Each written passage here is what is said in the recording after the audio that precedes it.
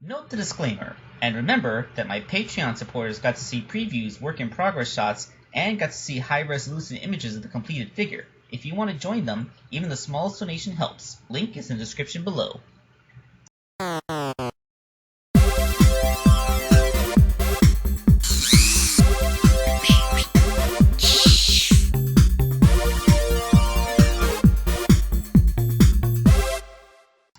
Hey everybody, this is Wake Angel 2001 coming at you with a commission for Paulie, coincidentally one of my Patreon supporters. He wanted a Freakazoid. Yeah, we all remember Freakazoid, that cartoon from the mid-90s from the same makers of Animaniacs, and with character designs done by the great Bruce Timm.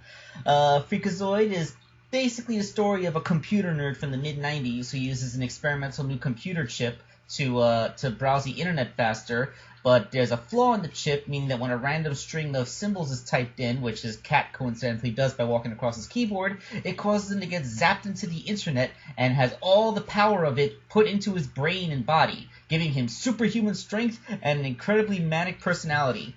Which is kind of funny because this was the late 90s, like 1996-ish, like the late mid-90s, and the internet, it was becoming mainstream, but was nowhere near as ubiquitous as it is today. It was still seen as a thing for nerds. I mean, I didn't even really use the internet regularly for the first time until 1999.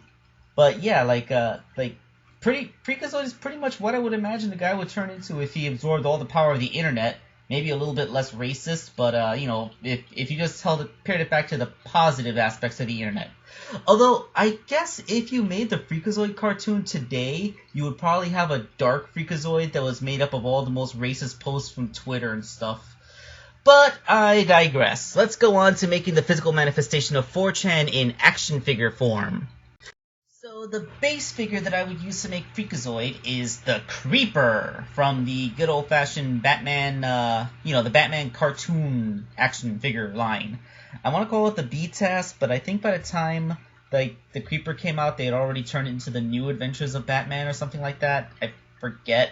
But anyway, it's the Creeper. Bruce Timm once said that if he was in charge of making the Freakazoid cartoon, then Freakazoid would have ended up a lot more like this guy. So the Creeper episode of Batman was sort of like a concept, I want to say backdoor pilot, but like the Creeper was a guy that got zapped with Joker venom and then thrown in the same acid that made the Joker, and this is what became of him. So yeah, here you go, your proto-Freakazoid. So I figured it would be the most appropriate figure possible to actually make a Freakazoid. And fortunately, the figure can be dismantled just as much as any other action figure. I was afraid that this figure wouldn't be dismantleable because I know some of the Batman figures are made out of a stiffer plastic that wouldn't yield. I guess that was an initial problem with the original Batman figure. People kept on breaking them because the plastic was too stiff. But I guess they fixed it with later waves because I was able to soften this guy up and dismantle him. Anyway, funnily enough, the only red plastic that's actually used on him is the one part of him that is completely painted black and green. I don't know why the plastic itself is red if they're just going to paint it. They could have cast it in green plastic, but whatever. I used acetone to wash off the paint, and I had to sculpt over all the sculpted lines of the striped panties that he wears.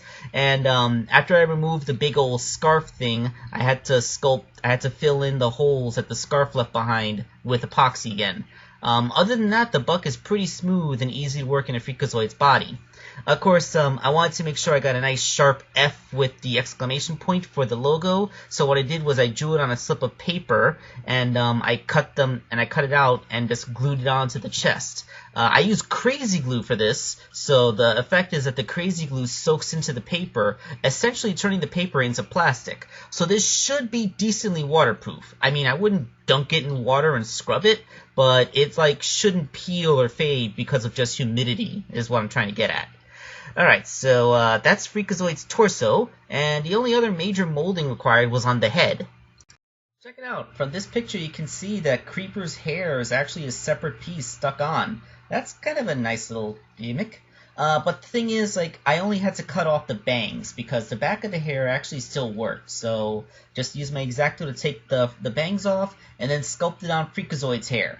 Now this is actually a pretty big challenge because Freakazoid is one of those cartoon characters where his hair is just this shape that's almost the same shape no matter what angle you look at it. And like, you know, this is sort of like the situation where Mickey Mouse's ears are round no matter what angle his head is at. So it's like, that's not a physical thing that can exist. Unless it's like dynamically moving, which we know it's not. So I just tried to compromise to make sure that you had the 4 visible hair points that he always has when you look at his head from that 3/4 perspective, you know. Which it didn't really make much sense to me. I was afraid that I wasn't doing it right until I gave it a proper paint job. Cause then, yeah, like once that lightning bolt is in, then like, oh yeah, that's totally Freakazoid. I could see that. And yes, it does still look good from the other side as well because, you know, you still have the silhouette and the lightning bolt still goes to the same hair point. So that was the creeper's head. And also I used a brow line to define where the mask goes, but, you know, that's pretty obvious because that's how these masks work. Oh, and by the way, I apologize for any weird audio thing going on in this video because I'm using a new microphone. I bought myself a new set of headphones with a built-in microphone, and the audio quality does sound comparable to my last microphone, but I think the sound balance just isn't working. I think this microphone is more sensitive and is picking up hums from the room, like the motor from my turtle tank filter or something. So that if the sound's weird, that's why. Okay, so yeah, the legs and the arms are pretty simple. I just had to cut off those little pointy bits at the boot and glove cuffs, which is a good thing because those are really sharp. I literally hurt myself handling this toy, and getting them off made the figure a lot smoother. So now you can hold Freakazoid in your hand without accidentally stabbing yourself. So I'm gonna call that a super win. Aside from cutting all that stuff off, it's just a repaint job. I used the scars from where the glove and the glove cuff used to be to make the boot cuffs and the gloves. Now they're just white, so, you know, like, Freakazoid has a pretty simple scheme once you get down to it. He's just wearing a red onesie with white gloves. I just wish that the pin discs were made out of a type of plastic that the paint would actually stick to, because this is the kind of thing where I put the paint on it, and then as soon as I move it, then all of a sudden it's not red anymore. Unfortunately, there's just nothing I can do for that, so they're always going to have those visible pin discs. The only way to fix that is if the figure itself had been cast in red plastic. But this is the creeper, he's cast in yellow plastic. So let's just take a look at the completed Freakazoid such as he is. And there he is with his pale blue skin and big old smile. Yeah, like, this is a Bruce Timm art style, but although Bruce Timm did the character designs, Freakazoid was drawn a little bit softer, so the action figure does look a little bit scarier than actual Freakazoid does. Especially the hands, like the creeper's pointy fingers, they just have totally the wrong message. But that's okay, because even though I didn't take a picture of it, I did also paint the fists, and I stuck those on, so when he gets it, he's probably going to want to keep it with the fisted hands because they're less sharp and scary looking. Although, like, I wish the legs of the figure were more flexible, because I tried to do the Freakazoid pose from the poster, and he can't pull it off, but, you know, he can do other stuff. He's good at other stuff.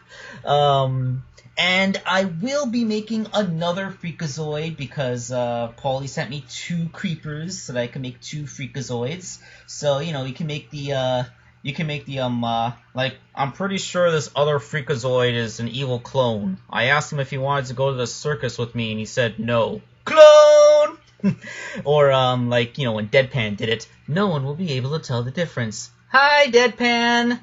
Never mind. Yes, you know, I watched the show. I used to love it when I was a kid. Anyway, this is Wake Angel 2001, and I'm signing off.